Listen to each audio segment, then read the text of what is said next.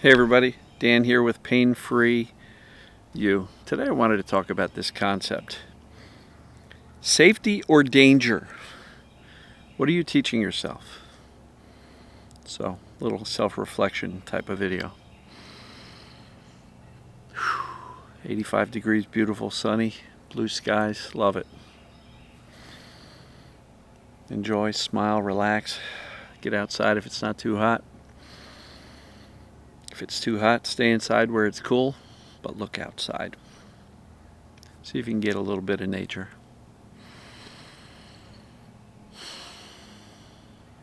So, safety or danger? What are you teaching yourself?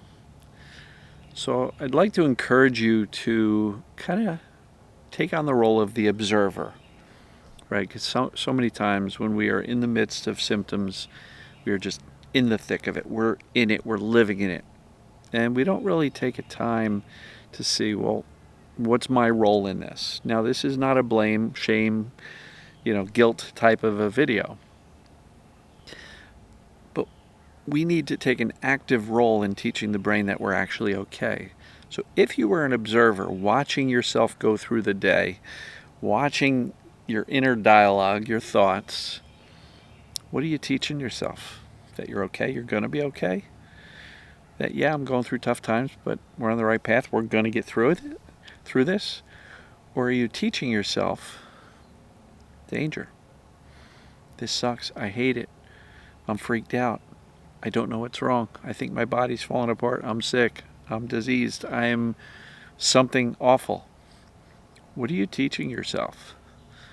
Because your dominant thought, your dominant voice, the internal dialogue, is what the brain's going to believe.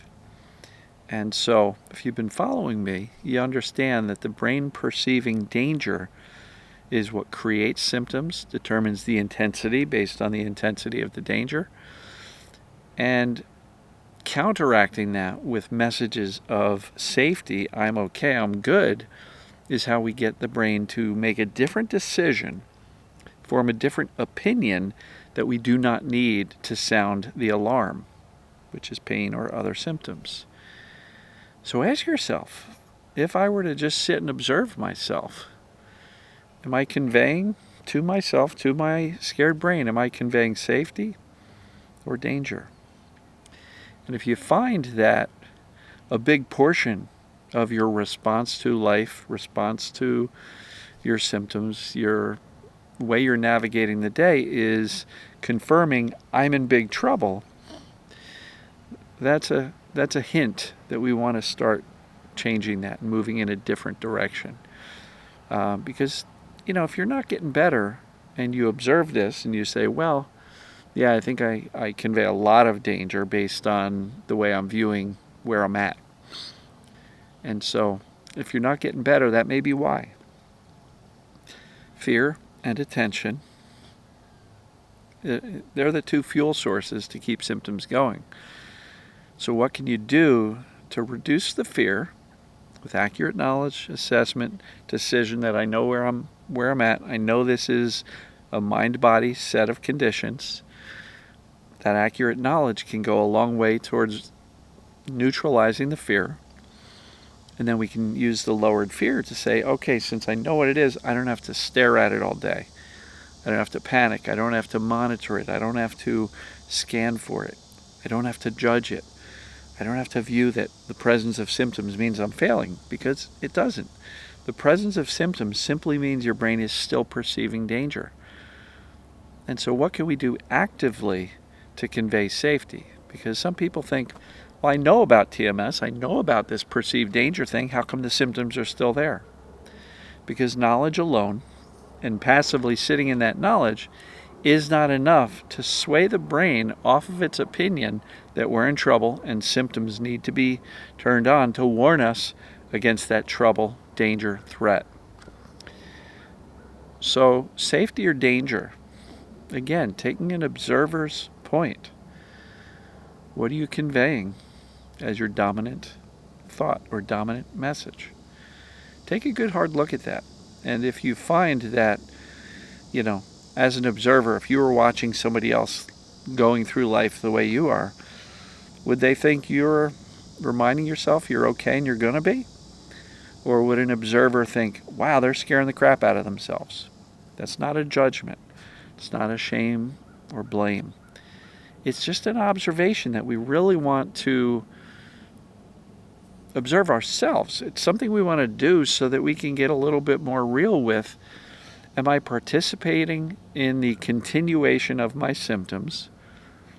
Or am I turning the corner and saying, we're going to go against that? So, am I participating in the continuation of my symptoms? If so, no shame, no blame, no guilt. But let's see if we can start to shift that and move our dominant thoughts, predictions, behaviors towards, I'm good, I got this, I'm moving in the right direction, I'm going to get better, right? A little bit at a time is fine. It's not a light switch. You're not going to flip this fear off instantly. But maybe tomorrow you can be a little bit less afraid than you were today. A little less freaked out than you were today. A little more teaching safety than you were today. A little less teaching danger than you were today. Increments, small increments, because even if you can be 1% better in these areas, in 100 days you're 100% better. But you're likely going to start seeing results much sooner than that. You're going to start seeing symptoms come down. You're going to see your mindset improve, your clarity get more and more solid. So become the observer and pay attention to how you're navigating your day, how you're navigating your thoughts, how you're navigating even your emotions.